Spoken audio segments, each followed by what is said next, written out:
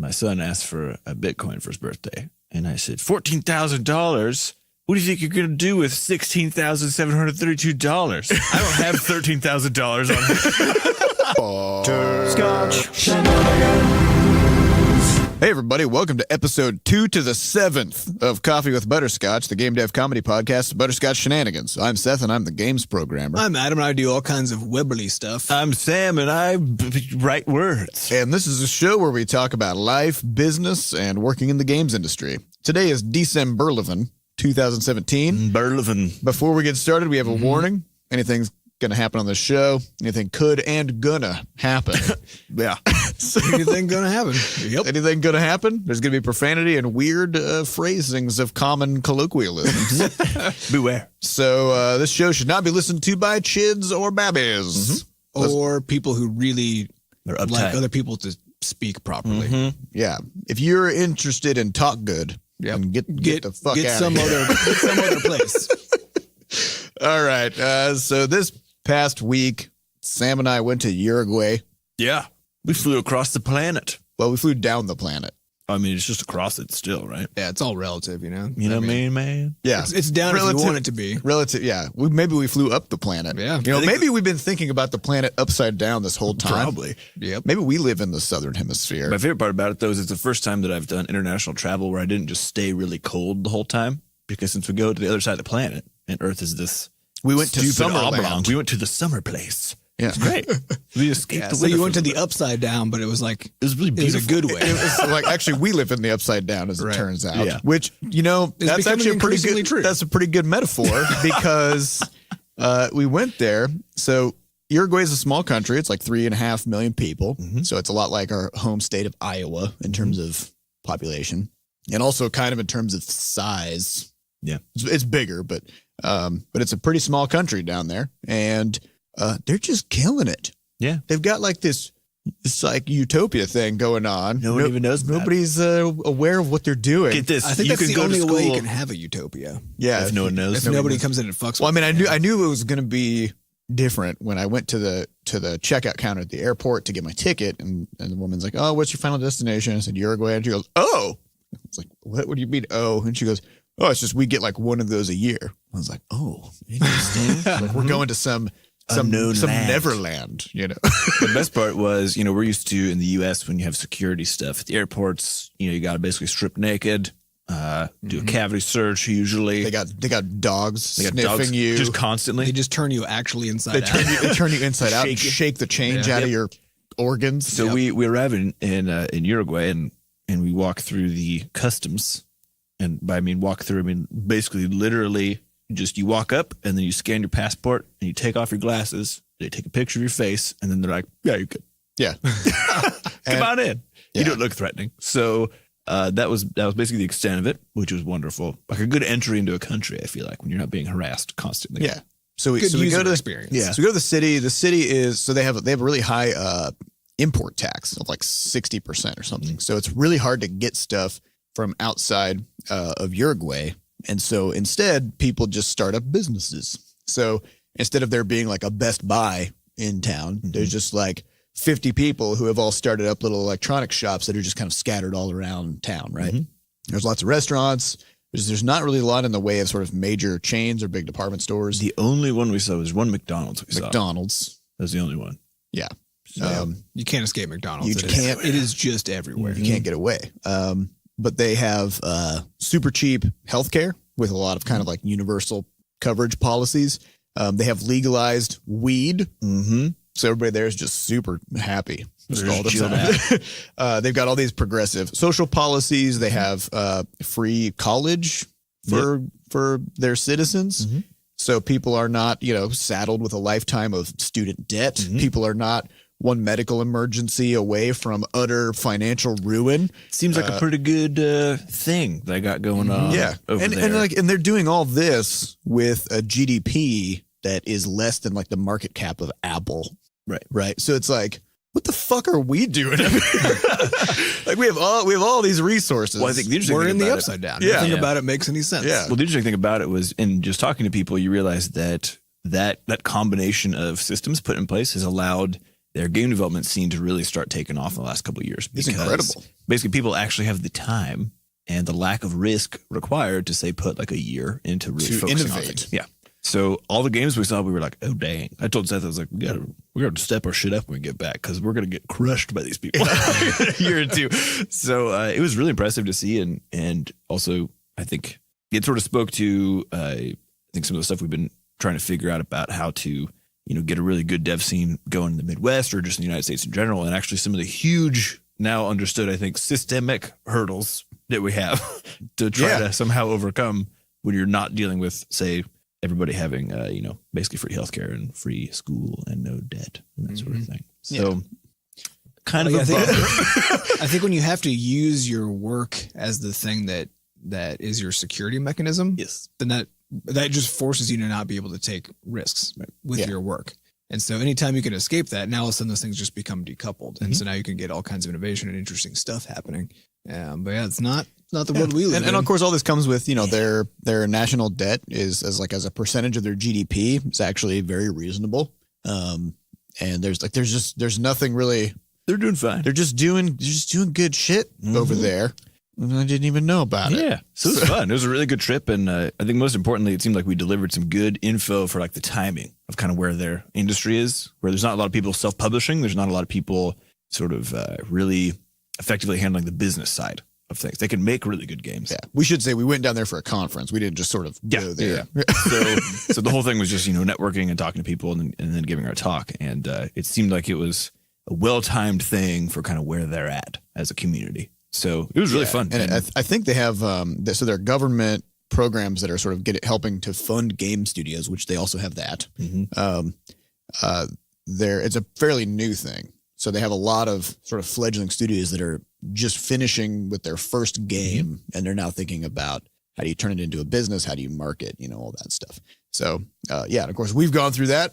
We went through that whole process, had to do all that thinking. So it was fun. What else do we want to say about Uruguay? Well, I mean, they have. First of all, I think I mainly want to talk about the traveling aspects that have still are just confusing to me, which is why is it that apparently airplanes are just designed to not let you sleep all day?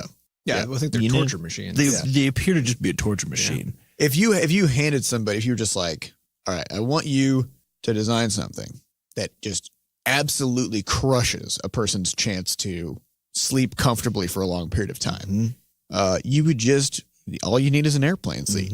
And it just like, you just need that little jostle, where like every 10 minutes, it's like, like there's turbulence. just so you can't quite nod off. Yeah. There was a guy that was near us on the airplane who on the 11-hour flight who was so tall that actually the headrest came like just up to the bottom of his neck.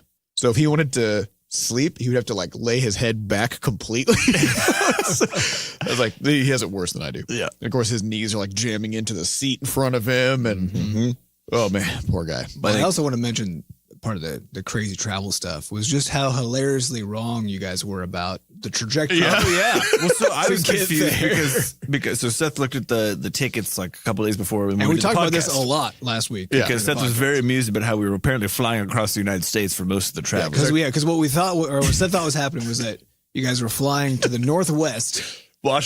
To Washington State, to the northwest of the U.S., and then down to the southeast, at the tip of Florida. So spanning the entire longest ways path across the United States before actually leaving to go to. But interestingly, the timing's actually. So the reason that I landed on that conclusion was our first ticket just said Washington. It didn't say Washington, D.C. or even like Washington Dulles. It just said Washington, which is, of course, the name of the state. Yeah. And the amount of time it takes to get there from here is the same as it takes to get to Washington, D.C., right? So I was like, because we're in between. It makes sense. And I was like, well, maybe it's like a United hub. Because I've had plenty of airplane trips where I've gone in literally the opposite direction of where I need to go first and then ended up going there. So it was a very reasonable assumption.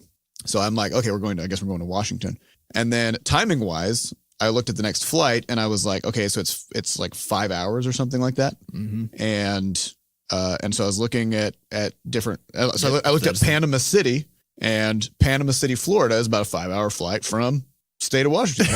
I'm like, well, obviously we're not going to Panama City, Panama. So you mean your entire data wasn't incorrect for matching this? It actually, I mean, there was a logic to it, and I was like, the geography was just I was like, obviously we're going to Panama City because that's how that would work. Yeah, the reality was we went to DC and then we went to Panama, the country, and the airport in Panama City, Panama. It was insane. It was like standing room only.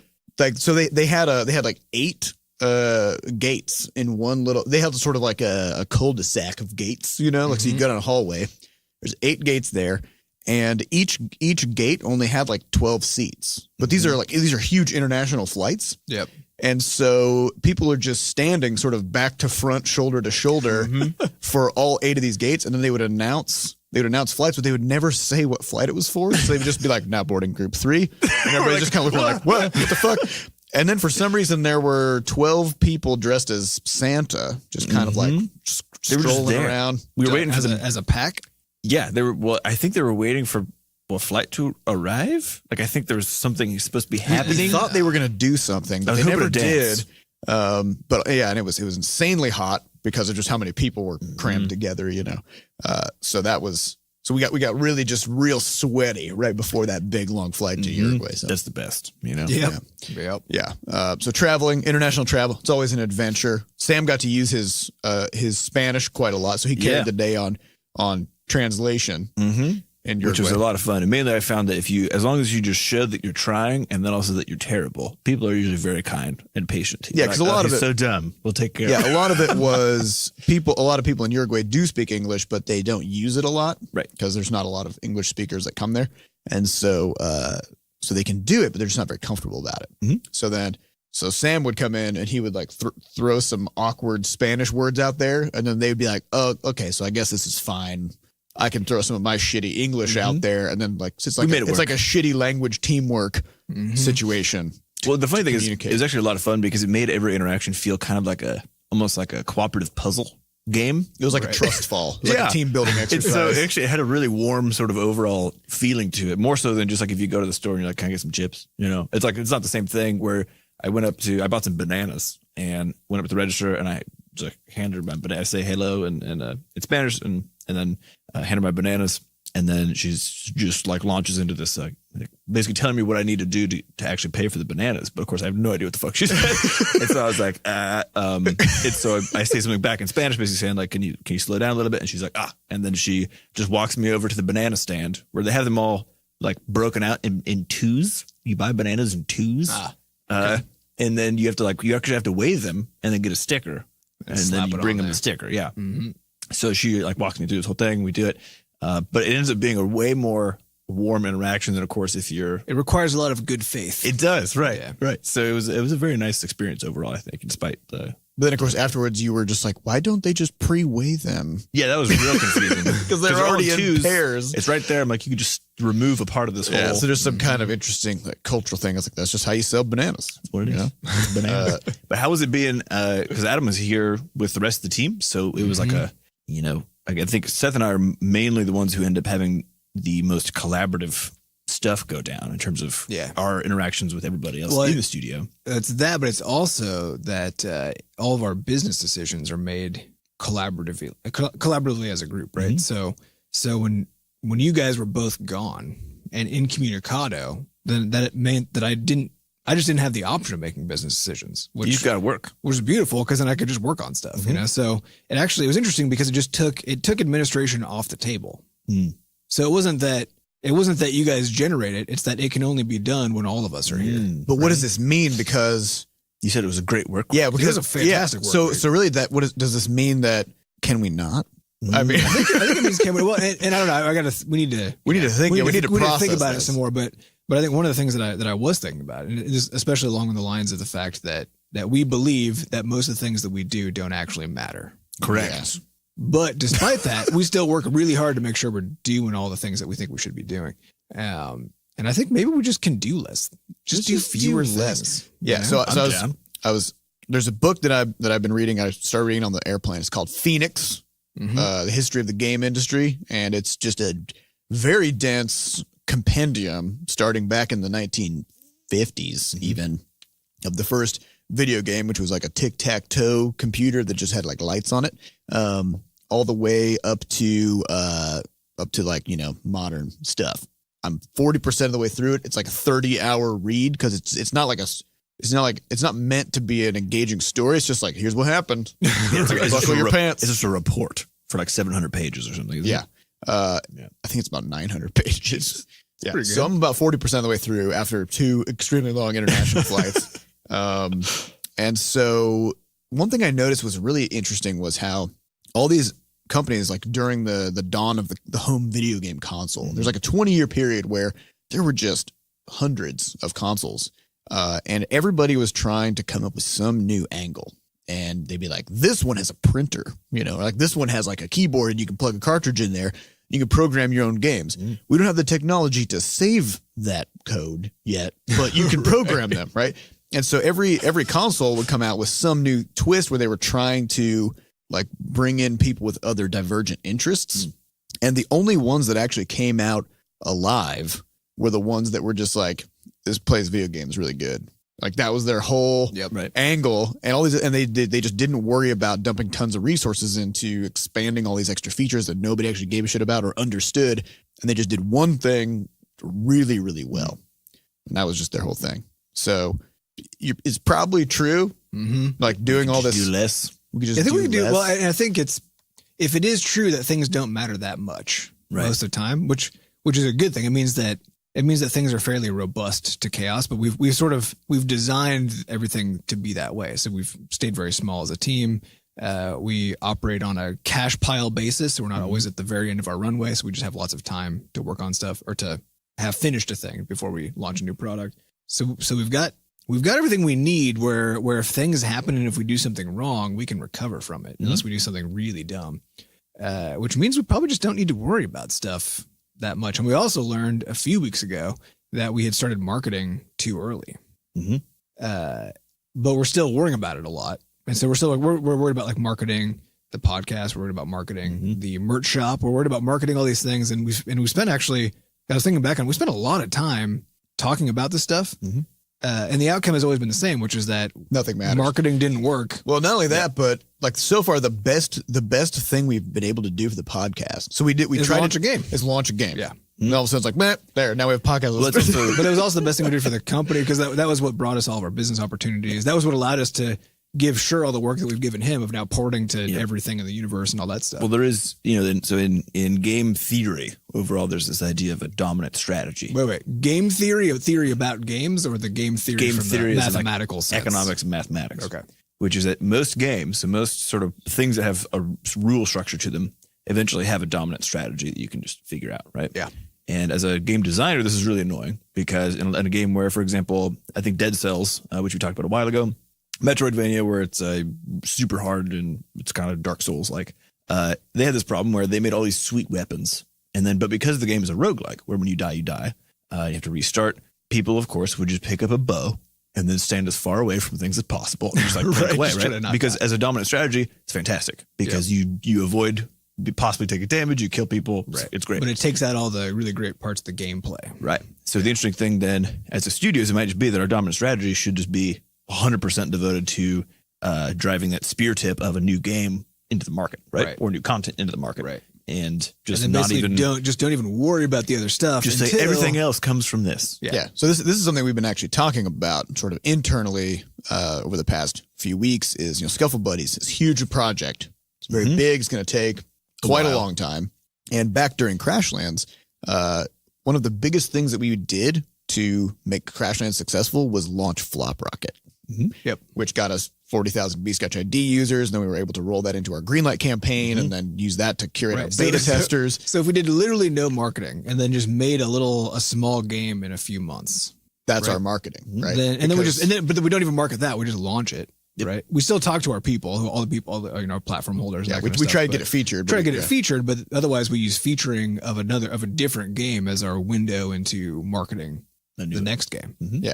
I mean, and then all we do is make games, and we don't have to do all this other stuff as much. Well, I still think there's a tremendous value in like the bigger game concepts having a slow burn marketing. I think there is something there. But I think the amount of we put in too much time With the last one, yes. With the last, but even in general, just like because it's not just time doing it, but it's also a lot of time thinking about it and talking about it, and trying different strategies and all this kind of stuff, right?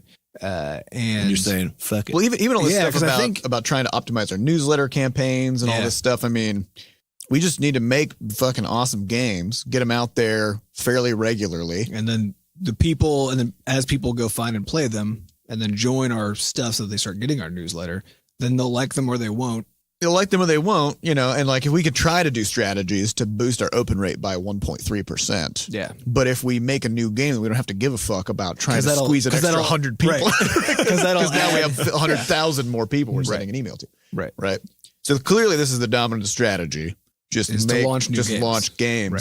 Right. Okay. But you can't do it too fast. No, you can't. But we can't anyway because it's impossible. So I know it is. It's possible. We did it too fast. Oh, launch too fast. Yeah, because there was a 5-week period where we made a game every Monday. Yep. And the first one got featured on Google Play. When I'm saying we can't, I mean the kinds of games we want to make now. Right. So we can't make every week. Correct. Yes. But we could make them in a month or two. Yeah. Depending. Yeah. Well, I guess, depending on the just kind of small games we make. Small guy. Small games. Just a little guy. Bring Narwhal Online back.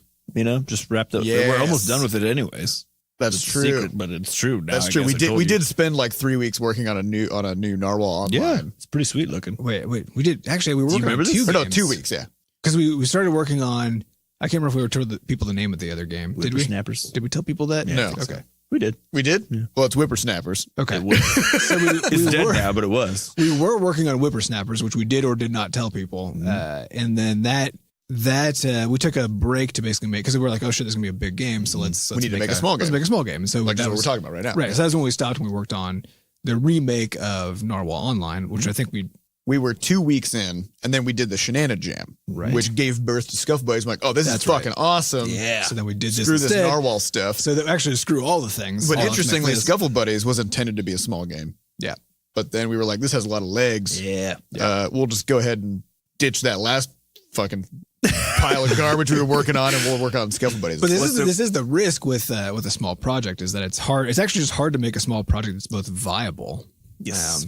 And that won't get out of scope and turn into a big project, because once you see the promise in it and it becomes a viable thing, then of course now you want to maximize the viableness and the awesomeness. And this is difficult given our shift toward premium. It feels fine to make a really small project and put it up for free, with some like half-cocked monetization scheme or whatever, because it's free. So the expectations aren't that high. But once we want to charge a few bucks for it, then the pressure on what we put on ourselves to actually make it a huge thing really goes up. But it might just be the case that pressure is dumb. Yeah. Because we know, for example, that our premium price on mobile is what we would call suppressed compared to the value. You could call it that. You're talking about paying $5 or $7 to get a 40 to 60 hour, that's cheaper than a movie monster game, which is 90 minutes long. Well, the whole point though is that people don't care about comparisons, right? But it might just be the case that we like there's plenty of games that launch on the stores that are $1 or $2 that are actually really small. I mean, Monument Valley is like 45 minutes long. Yeah, it's $3 or something like that. 4 or 5. And there's an expansion. It's like an extra few bucks, and there's another 45 minutes. Yeah, so I mean, I think the thing is we tend to put undue pressure on ourselves to, I think, over deliver when it comes to the fact that we are a premium game studio, but I think it's just about the mindset. Yeah, and I think our listeners, which I think people should, write us. We have an email address at podcast@bscotch.net. Tell us what you think about this. Like, would you guys rather us just solely make a huge game and put it out there every like 2 years, or have that huge game take a little bit longer, like 6 months longer, half a year probably, but then get like 2 extra games in the meantime? Yeah. Or 3. Smaller in scope. Yeah, smaller that are still, they're still fun, polished, fun things that we can just kind of roll together. So, yeah, I think it seems fine. Seems like a good strategy. Well, and I do think, and we talked about this a bit in the past too, I think there's something to be said for just as a studio, because a studio is a machine that makes and sells games, right? And in our case, because we're doing it fully independently, that means we're also the publisher.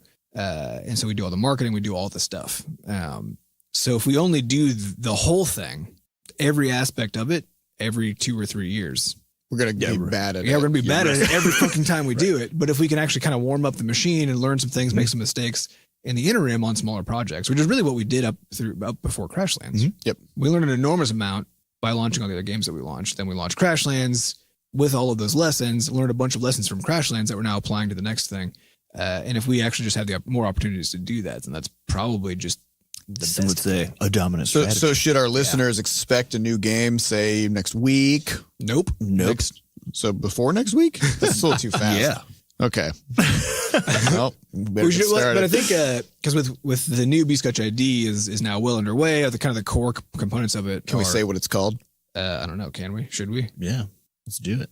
Why not? Do it. So we were originally calling it Butterscotch ID 2 because it's actually just a totally new thing. Mm-hmm. Yeah. But that's too dumb. Yeah, well, and also we never really liked the name Butterscotch ID in the first place. It was fast. It was just what we had. It was fast, and the name that Sam really wanted, I just hated, and so which was molasses. Which I just because that way, you get stuck in it and it's delicious. But then also, whenever it's slow.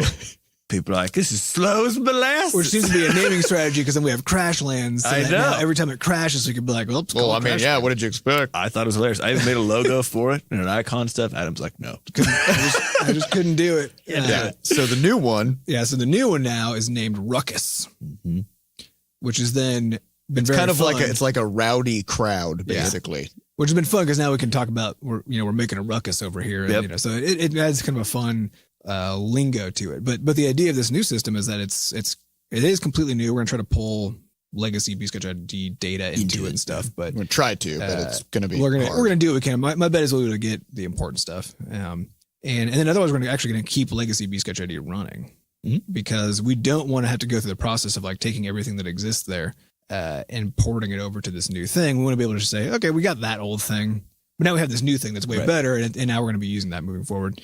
But we've got the kind of core components of that now are done. There's a few more pieces that I want to put together that will kind of flesh out, giving us that we can do whatever we want when it comes to making games.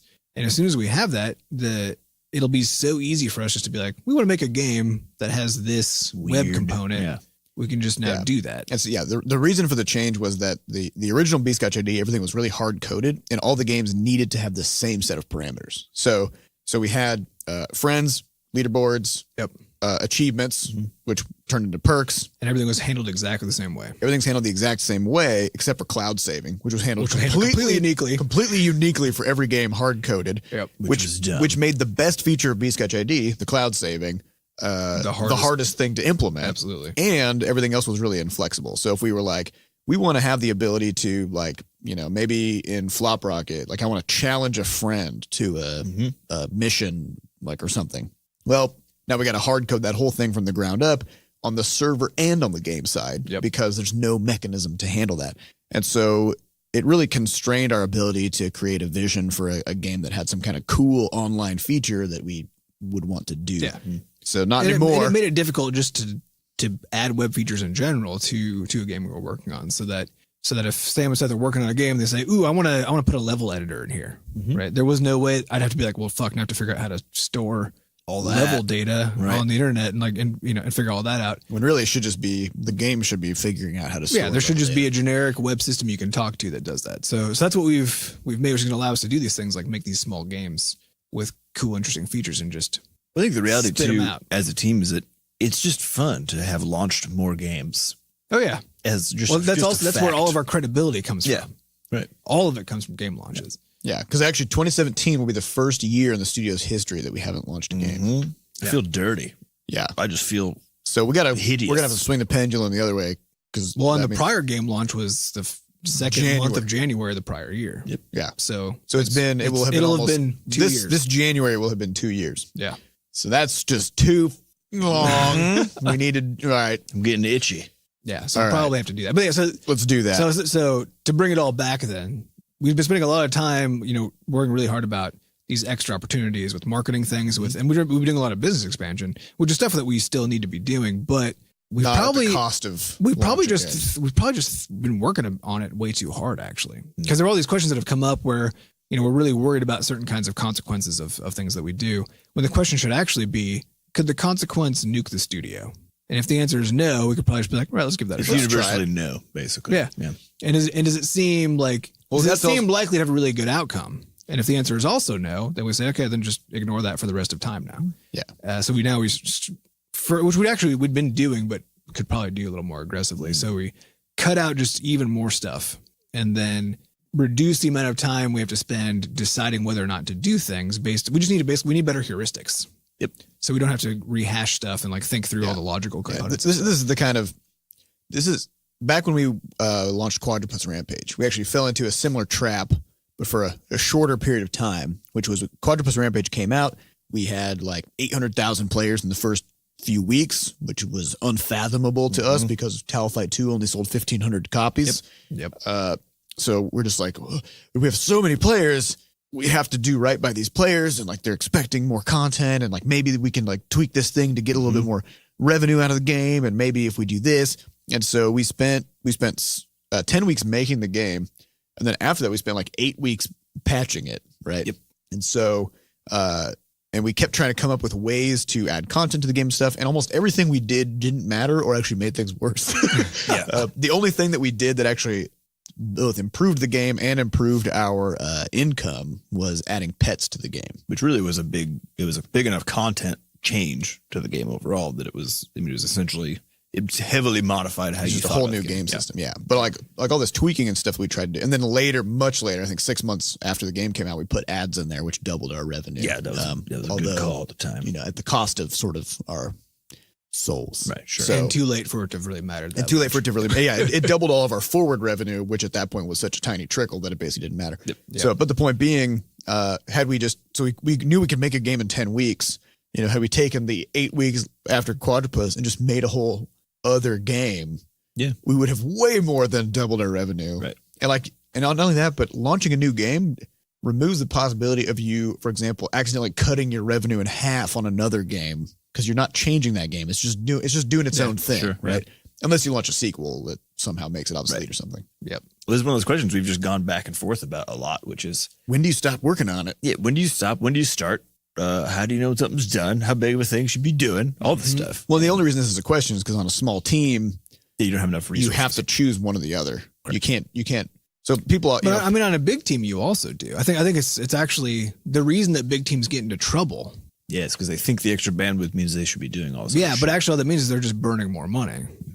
Probably. Right? And actually they're much more fragile because now you're just spread out. So you're putting now a lot of resources into stuff. And it's still the case that most things are going to, on average, just kind of be fine.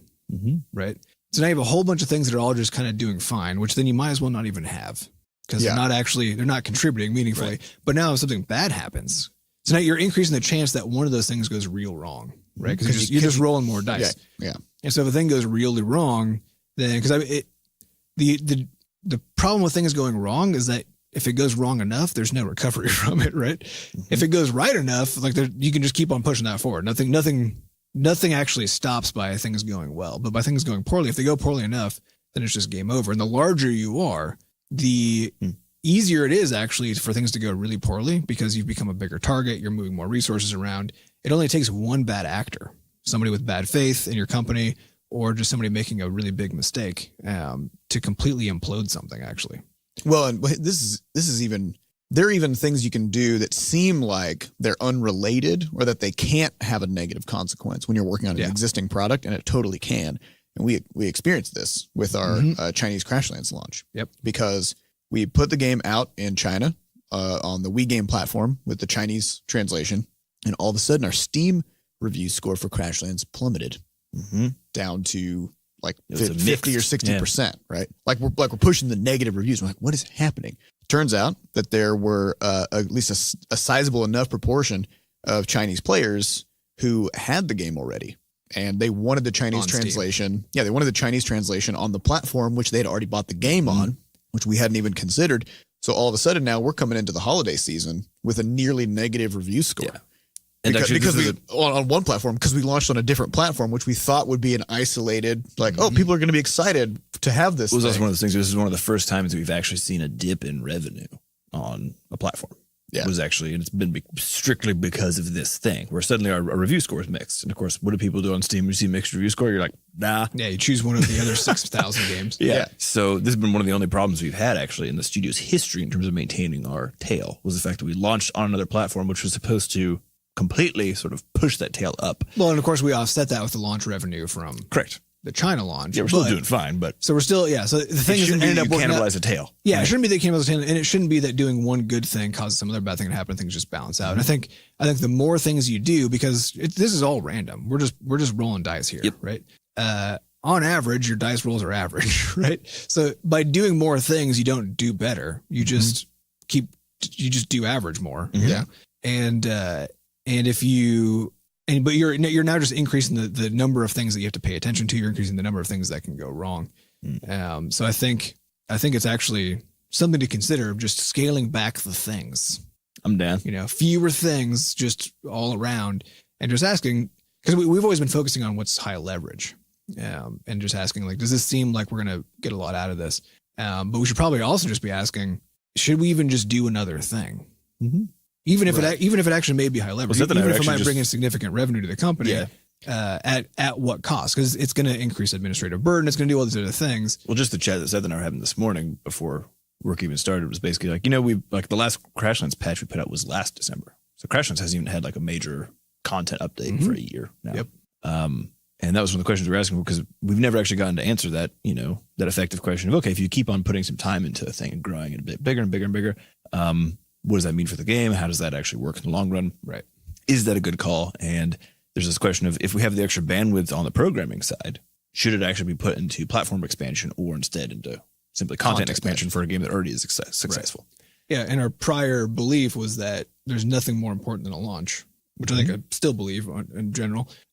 So that going to new platforms is effectively a new launch. Therefore, that's always the best move. But that may not actually be. But that may not be true because there's costs. There's more costs but associated also with new platforms than there are with new content. And it's an old game. Right. And it's an old game. And so it turns out the platforms are become less and less interested in your old game over time. So do the players. And so do the players. And probably you've already launched on the biggest platforms anyway. Right. So now you're just like picking up little platforms here and there. So now you're increasing all of your dev costs, you're increasing all of your administrative costs, you're increasing a whole bunch of stuff at the benefit of actually a fairly minor improvement to your revenue, which could easily be offset just by the increased costs of having that in the first place. So perhaps the policy should be pick your best platforms, launch onto them, and then make another game. Or if you do want to keep on supporting a game. So I finished reading the book Masters of Doom on the trip, which is awesome. It's about id Software and their sort of rise and fall. And it was really interesting because what they would do is basically they had a guy who built the engine, right? Because they didn't have an engine that was just laying around for them to use. That's not how it used to work. Yeah, so someone had to actually build it. And so what would happen is this guy would build this thing. And then the designer would essentially come in and get really excited about the tech and be like, oh, here's how we're going to use this, right? And then they build a game for 6 months, 12 months, whatever, and launch it. And then the engine guy would just disappear again. So he would just go into a cave and start building the next version of this thing. Right. And then while he was doing that, the whole rest of the team built new content for the game. So they would launch like level packs or whatever else, just sort of as, it's not just a way to like bide time per se, but it was really a really effective way to keep their player base going and like all this other stuff, right? Because if you think about even stuff like our merch store, if it were the case that we were actually doing enough content updates to sort of keep people coming back to Crashlands over the last year and a half. Yeah. And then we launched the merch store, we could probably have a lot more going on in that department. But instead we launched it deep in the tail. In an unsupported game tail, which is the most important piece. So it's sort of like cut our ability to really, I think, make a lot of high leverage out of some of the other stuff that we were doing with it. Well, but importantly, we could have been supporting the game in terms of content patches, but we put all of our eggs into going to new platforms, right? Right. So we launched the game in China, which has a mixed result. Right. Like we get some money over here, we lose some money over here. Right. We lose reviews, like all these things, but it's still, I think, a net positive, but it's a net positive, but not to the scale at which we were hoping it might be. Yeah. So we might have some strategic changes on the horizon, it sounds like. The horizon meaning right now. No, but this is actually an interesting point, because this is one of the things I was thinking about as well, which is just how much we've been dependent on, and I think on the whole, it's still a good thing. The question is maybe we can scale some of that back too, but how much we've been dependent on the collaborative aspect of what we're working on versus letting people go off in caves and then just come back and be like, this is what we have now, right? Because if you think back to Butterscotch ID, the original one, we basically just said, we need a way to have users, right? I was like, cool, I'll go learn how to do that. And then I basically just did it. And I said, here's what I got, right? And at that time, that was because that was the best I could do, was just that thing that I had made. that's actually true of like your art, like Sam's art. Mm-hmm. Yeah, somebody. You'd just be like, this is what I got now. There was not an opportunity for collaboration. Like, well, what if it was like this instead? It was like, nope, this is what it is. Right. And so we actually let's just think about how we were going to use it. Right, exactly. So now you make a thing and then you figure out how to use it. And when it comes to the game design for Scuffle Buddies, because there's a lot of collaboration involved, which of course is good and that feeds the thing into it. But there's a question here of at what point does it make sense for just Sam to go off and like make a story and a fuck ton of art assets or whatever? And at what point does it make sense for Seth to go off and just be like, I implemented all of these weird systems that I think you could probably find a way to use, right? Because I was also thinking about this over the weekend and over last week when I was just by myself working on Ruckus, New Butterscotch ID, because I got these really cool, weird systems I'm putting together. I realized as Seth and I had hooked up achievements using the system, which I hadn't even thought was a thing we could do. But Seth was like, what if we just did it for this? And I was like, sure, I don't see why not, right? And realizing that just by providing a tool that I had an idea for how that could be used without actually talking to anybody about it. I just fucking made that thing because it sounded useful, right? And then all of a sudden, Seth's like, ooh, we can start using it for this, and this. And then that spun out new ideas for me to go back and make new things that I know will actually be better for that, which will open new doors and so on. Well, this is the engine guy approach, right? Like the engine guy appears and he's like, here's this tool. And then if you have the right people in the room, then they get excited about the possibility, right, of what you can do. And they just ask, what can I do with this, right? And now it creates both a set of tools and a set of constraints that get used moving forward. And I think, so I am curious how much of a kind of especially the past year in particular, has been us sort of trying to optimize stuff by. Yeah. When really we just need to do stuff. We need to do stuff. And because it's sort of it's that, like we're talking about the newsletter thing, right? Like you could spend weeks debating how to best optimize your newsletter strategy, but literally nothing is better than just having 1 million more newsletter users, which is what happens when you launch a game or whatever, right? As far as your bottom line goes. Yeah. So really the answer should be, we don't need to talk about this. Let's just make a fucking thing. Right? Interesting. Yeah. So anyway, don't go for 1% gains. Go for 300% gains. Yeah. Which you can never do by just tweaking things, right? Like that comes from building. Right. And that goes back to the idea that when you get into bigger companies, now all of a sudden there's all this min-maxing happening because people are trying to squeeze out every last dollar. And it's because if they don't, like they can get buried quickly because their costs are so fucking high. It's also Except their costs are high because they have to bring in so many people to min-max so many. Yeah, exactly. Well, but it's also one of those things where the reality is that if you're making like 1% extra on $1 billion product, that's a lot of money. A huge amount of money. Yeah, right? Yeah. Versus. Yeah, but still 100% extra is even more. That is true. Because I mean, like if you take like say Supercell or something, right? Who undoubtedly has an entire team of people whose job it is to min-max how much money their players pay them. And I imagine that team is enormously costly to run.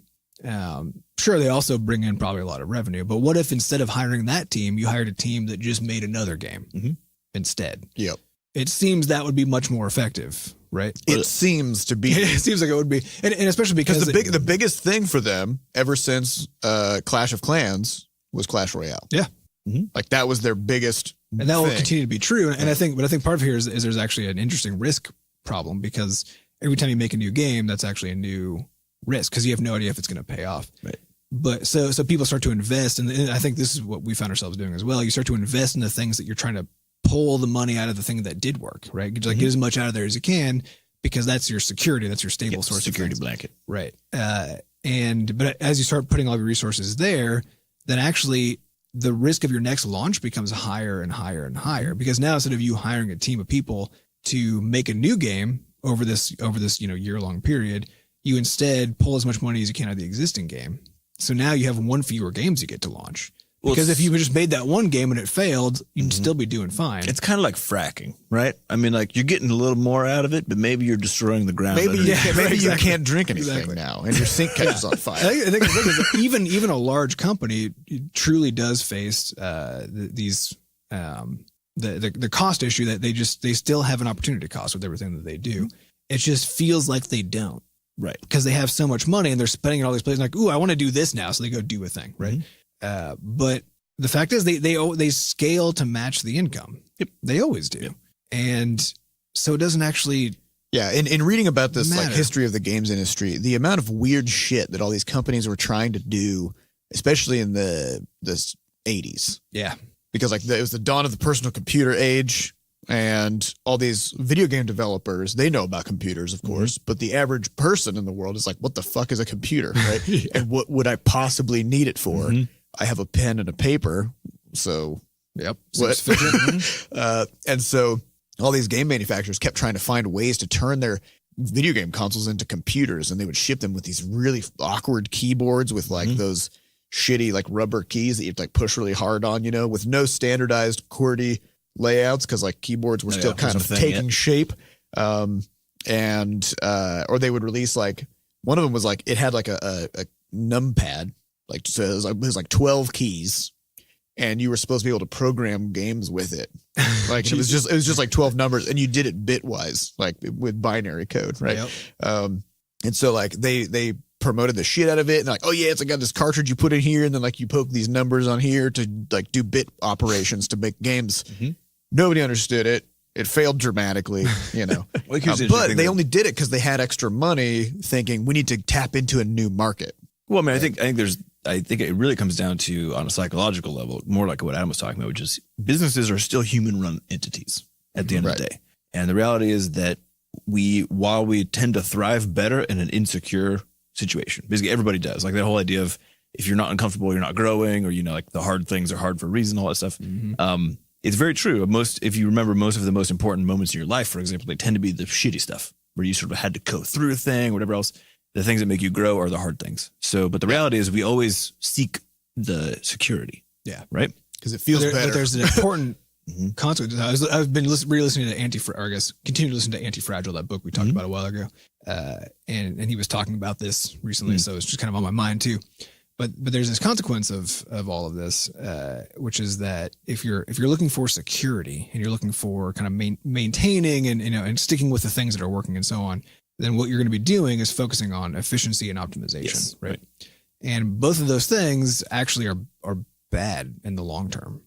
So they have some good parts, but the bad thing they do is the only way to optimize something or to make something efficient is to double down on the thing that you're doing. Because you can't make a general optimization. You can't make something generally efficient. You can make a very specific thing very efficient or very optimized. And so now you basically double down on a thing. And the moment something deviates, it's no longer optimal. Right. The moment anything in the environment deviates. Sure. And so because you're running a business in a specific scenario. Right. And so if you're running a business and you adapt that business to perfectly match the market that it lives in, right? So say take like go back to the games that were launching on mobile back when mobile first became a thing, right? Almost all the companies that were there, and some of whom did spectacularly well at that time, have collapsed since then, no longer around because the market changed around them, but they didn't change to match it, and it was because they were perfectly matched to what that was. But the fact is, all these things are changing around us all the time, and so focusing at all on so I guess when it comes to focusing on safety, you don't want to do it by looking at efficiency and optimization. You want to do it by looking at robustness. Or you're basically increasing your ability to agility, increasing your ability to handle the chaos of the world around you and to be predictive of what's going to happen. Not because you can, but because if you know the many possible outcomes, then you can kind of be ready for all of them, right? And design things so that they're ready for it, but always looking out for that next thing. There was an interesting idea it wasn't in the Anti-Fragile book, it was some other book I read, which was talking about this idea that security is essentially the death of people, the death of growth, generally speaking. Yep. Even though we always want it all the time. And one of the ideas was that when you see a company move into a building that they have like perfectly architected based on everything they know, right, that's actually usually the death knell for the company. Right. And they give a ton of examples in the book that's essentially saying like, look at what happens when people like you finally are big enough to fully architect the space that your entire company lives in.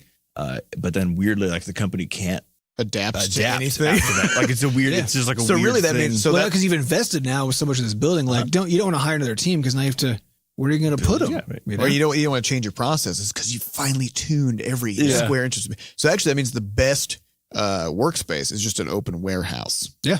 Because then you can just move things around as you need. It's the Menlo Corporation. Exactly. Yeah. It's keeping everything modular. Like, I want to be over there now. And you just fucking move your desk there. Now you're over there. Think about how Valve does their desk thing, right? Like your desks are mobile. You just kind of roll around, put your stuff together, work with a new team, that sort of thing. You know what we need? We need to actually set it up kind of like those Walmart, like little scooters.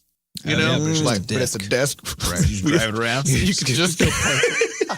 Someone's like, "Hey, can you go over here like this?" And and just wheel over there. Yeah, but I think that attempt to build permanence, I think, is then just a guaranteed mistake, because at some point it's not gonna work anymore. See, because you should always assume that you're probably wrong about most things. Yeah. And as soon as you go, And you know only- the exact way to make a structure. But the thing is, as soon as you do something very precisely, then now it's not even a matter of being right or wrong. It's if one small thing changes, that thing is now wrong and it can't change. Right. You know, it can't fit, and things will only change over time. So basically, you want to have the fastest, loosest organization. Yeah. So you want In you the basically West. you want the smallest, most nimble organization possible that you can just reorganize on a whim. that instead of focusing on min-maxing and optimization, you focus on delivery of brand new things. So basically, because you're guaranteed to never extract as much as the big guys would from anything, but you're also much more likely to not die. Yep.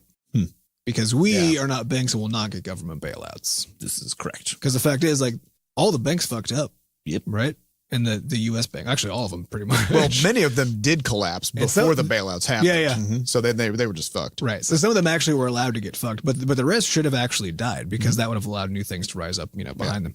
And that's actually normally how things work. Is normally when things become too, like banks are represented by like pillars and giant safes and all these things. Right? They're sort of like they're the epitome of a thing that actually can't adapt. Right. And sure enough, they all just fucking collapsed, right? Or should have anyway. So should we just get a semi-trailer? Yeah. Well, an Just like RV, sort of Breaking Bad. We'll have an RV, which is where we make our games. Mm-hmm. We'll all put on our hazmat suits Get in there. before we're And be ready to move to another country. But an RV where we've removed all the furniture. You know, and actually, I mean, we have done this to some degree. Where, for example, like we all have laptops that we used to work off of. Yeah. Almost all of us. Yep.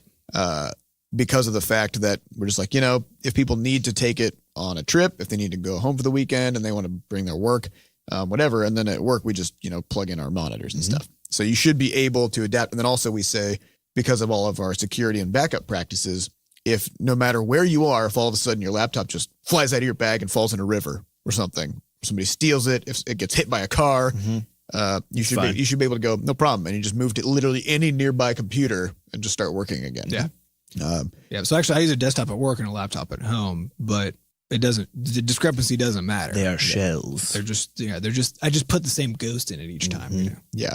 All right. So we have time for maybe like a question. So, All right, let's do it. So let's get to some questions. These questions come from podcast.bscotch.net. So if you'd like to get your question onto a future episode, head on over there and give us a quick question. First question comes from Anonymous. Past podcast, you said that unfortunately most GDC talks are about selling the indie dream. If you had your way, what 3 talks would you actually like to see at GDC?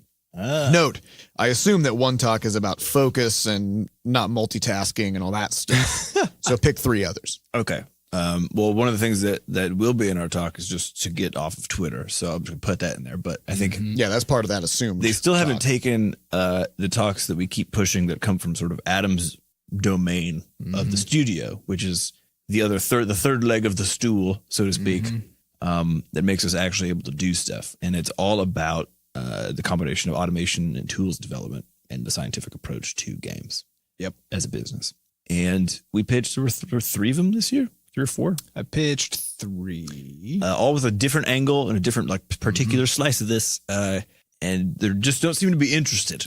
Yeah. Which is weird because when we think about as a collective, when we're looking at our past history and sort of where we're going forward, the reality for us is that the thing that makes us, we think, successful and successfully able to, again, like be agile and build more and more stuff and roll our success forward is literally everything that Adam does. So it's sort of the difference maker. Yeah. All we do is make the games. Yeah. No one's interested in the thing that actually makes the difference. But I think this is because everybody true, makes the games. But this is true in the general sense because it's the Game Developers Conference, right? That's who it targets. It's in the name, right? It's people who are making the games. But all the other stuff, the marketing, the business, the team management, how to go from, and I think there's one of the talks that I think we're pretty sure we're not giving, on converting a 3-person startup into a company that has employees and stuff, right? Yeah, that talk got that one got nuked too. And these are the things that are actually by far the most important, because I think to me the assumption should be going to something like the Game Developers Conference is that people know how to make games. Yep. Because if you don't, what are you you're even not a doing game right? developer then, right? or at least you're on a team of people who know how to make games. And if not, like, well, then you've got other problems, and you can just need to go learn that. But the Game Developers Conference seems to me that it should be about how do you be successful and survive as a game developer, which then should be more focused on what do careers look like? What does it look like to start a business? And I think, especially because, as you guys were talking about with Uruguay, in the current market, it's becoming harder and harder for big companies to stay alive. And small companies are now where all the interesting stuff can be happening, except that nobody's talking about how the fuck you run a company, right? Well, yeah. As a small team. Small game developers, they think of themselves as game developers, not as businesses. Yeah. They don't say, I want to start up a small business. They say, I want to be an indie developer. Right. Right. So I think that entire aspect of stuff is just largely it's just missing. Well, if it's not there, but it's usually it's so high level that it's not. So like one of the things we did at the talk we gave in Uruguay was actually put out a process sort of checklist for how you would go about as an independent developer, as one person. What does it mean for you to actually email press? Because we get that all the time where they're like, oh yeah, you need to email press. You need to send a bunch of emails. How do I do that? I don't understand what that means. So we took the 5 years that we've done this in the past and then basically collapsed it into this bullet point list, which is like, literally, it'll take you a day and a half. You just follow these instructions and you will have emailed 150 press people. Yep. And there's nothing like that ever happens sort of like in the... Yeah, it's from the stage of like, okay, I've got an idea. I want to put a team together, right? What are the steps that I go through? Right. What are the just the things you need to worry about? Because there's lots of just general advice out there. Right. But there's not just, if you don't, here's a list of things to do. And if you don't, you are just going to be fucked. Yep. Right. Because we in our minds have that list as well, but I've never seen anybody give it. Right. So I want to see a talk that's sort of a counter talk where you basically got. So for example, like VR has been just everybody's just going crazy about VR, right? So much so to the point that the VR talks a couple GDCs ago were like 3/4 of the talks, and so they spun that out into a completely different conference, which is now VRDC. Because despite the fact that almost nobody owns a VR headset still, there's way more developers making VR games now than are making PC games, which we even saw when we were in Uruguay, asking like, how many people are making VR games? And over half the audience raises their hands, right? What's your next question? Why? But why? Yeah. And so what I want to see is some talks that are actually sort of debates. Yeah. Right. Where like somebody says like, here's why you should make VR games. And somebody else coming in saying, here's why you shouldn't do that. Yeah. And actually let them fight. Yeah. Well, because when we actually had this see some countered perspectives here. Yeah, on our panel, actually, this happened quite a bit because it seems like we're a bunch of weirdos when it comes to our overall approach and how we think about the games. And so one of the ideas was as far as advice to new developers about like how to go about finding their next game to make. And one of the ideas put forth was, you got to like find a game that you already really like, a genre you already really like. Make a game in that style, that sort of thing. Right. And then. Well, of course, if you listen to the podcast, you know that our primary way of making differentiated products actually pick stuff that we hate playing. So you can identify the weaknesses. And then to make something that we actually like playing out of the thing that we hated originally, which is... Because that means if we would like it, then maybe people who otherwise wouldn't have liked it would. And so it's sort of this... But it also guarantees that you approach it with a critical eye. Right. Which is the most important. Because if you love a thing, then you don't want to question it. The interesting thing there, though, is that that panel was actually really fun because there were multiple times where that was sort of what was happening, where, there would be some initial thing, or there were enough counterpoints actually on the panel, which is one of the first times I've been on a panel where everybody had enough experience to actually argue a little bit. Right. We didn't get there was only one microphone, so we had to pass it around, so we couldn't actually like get into it. We didn't get into it, but there was a few sort of back and forths where it was like, cool, okay, you're seeing two different modes of thinking about these things. Yeah, because that's actually where people learn about stuff. And I think the problem with something like GDC is that the talks are prescriptive. Prescriptive. And the panels they're not structured in a debate capacity. It is more about you each share your little slice, but they're mainly the same slice. Yeah. At least from what I've seen. And it's kind of everybody is going to GDC in hopes of learning how to do something and how to become accomplished at what they're working on. And so all the talks at GDC are chosen then it just tell you this is how you do it. Mm-hmm. When the reality is that if anybody believes they know how to be successful doing a thing, then they just are wrong. And so if those are the people now who are giving all the talks, and they basically now have a bunch of prescriptivists saying things that are wrong, right, to a bunch of people who came there to hear prescriptivist perspectives, right? And you don't have the opportunity to instead learn the way that we learn, which is by challenging each other on the way that we're thinking about stuff. Well, I mean, there's been 2 talks now at GDC, which was basically everything we said was wrong, right? Yeah. I think it happened last year and the one before. But I think it's even interesting as, we're very anti. Which I should say, I also submitted a talk last year called Everything You Know Is Wrong. Everything You Know Is Wrong, which did not get it. So, or actually, it was called Everyone is Wrong About Everything all of the time. All of the time was the subtitle. I thought it was great. Maybe it's was wrong about everything, but all of the time. Yep. But my favorite thing, though, here is that, so even when it comes to how we talk about free to play, like we don't really particularly like free to play. I had a really great discussion with one of the devs in Uruguay who's working on they have this product called Starlit Adventures, and Starlit is sort of the IP. And his whole approach is like they just want to build an IP that everybody loves and recognizes, like Mario, right? Yep. And so they build these, and they're like wonderful little 3D modeled sort of Mario-esque things, very iconic characters.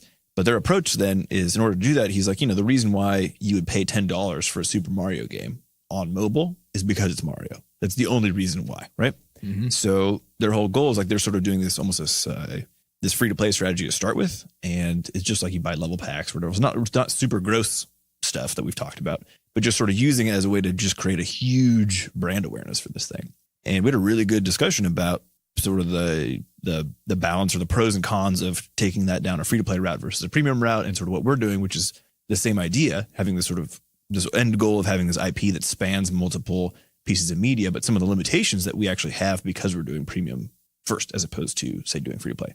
And it was a really good chat and made me think like, okay, for some of our future games, it would be fun to, some of these smaller games, try something like a free game that has subscription in it, or a free game where you buy, something in it, but it doesn't cross that line into the gross stuff or like hitting people in the face with ads all the time. I mean, so there's ways to do it is the thing that do feel good. Mm-hmm. Yeah. And it has some benefits. The reason that we kind of landed on the just premium pay up front is because we tried a bunch of different models with that same idea though, right? Basically saying not necessarily building awareness of an IP, but building an awareness of the studio. Mm-hmm. And so we did the buying consumables with Quadrupus Rampage, which we did kind of bad at. Yeah, we're really bad at it. We did the same thing with Tau Fight, didn't go. And then Roid Rage and Flop Rocket are both sort of pay for full game unlocks, and that tanked our review scores super hard. Mm-hmm. And also in the case of all 4 of those games, the uninstall rate right out of the gate is like 40% or something like that. Oh yeah, sorry. I was thinking of the people who actually keep the game. Yeah. So it's like, but that's like of the people who keep the game. It's But this is what I think is interesting about it is that it's actually hard to know just because you have huge download numbers, and even huge numbers of players on any given day. It's hard to know how many of those players you actually are building IP awareness with. And we've had this conversation a lot too, because if you bring in IP awareness for 10 million players in your free to play game, what fraction of those people are going to go buy a premium game from you? Right. Almost zero. Almost 0%. Yeah. Well, no, we do know almost 0%. Well, almost none of them are going to do it. So, this is the discussion we've had a lot too, because we're part of our strategy is to use systems like Butterscotch ID to actually get our players on a newsletter so that we can actually talk to them and say, hey, we launched a new game and so on. We've had this question all the time of like, well, if we make this game cheaper, or we put out a free game, then we're going to get more people into that system. And of course that's true, except that those are people who don't buy stuff from us. Right. So then, and who maybe aren't as engaged with the game. Cause when people get free games, they don't tend to make active decisions about getting them. They just press the get button. I'll have this. Right.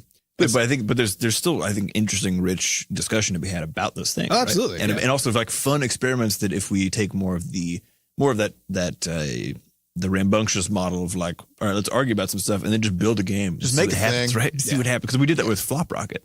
Yeah, we're like, we could launch this as a premium, but maybe a like sort of the trial with the unlock thing would be a good thing. So we just did it. Yep. And it things like it did make us some money at the time, which was nice, but overall, like that whole experience was pretty negative in terms of like what it could have been probably as a premium game is probably better than what happened with the free play. Yeah, but there's other ways. We sold that for $2 or $3. It would have been. I mean, that's the final unlock was $3 anyways. But that's assuming it still would have been featured if it was a premium game. Well, here I think is the problem. I don't know. Which is that. So I just finished reading. Too many statistical anomalies. Just finished reading a book called, I think it's like on Ogilvy on advertising. And Ogilvy is one of the like big advertising guys from back in the day who sort of pioneered a bunch of stuff in the industry. And he has this it's a very short book, and he has this little piece at the beginning, which basically says, I'm sorry that this is going to sound dogmatic in terms of how you need to go about this. We are here with a very short period of time, and brevity makes things dogmatic.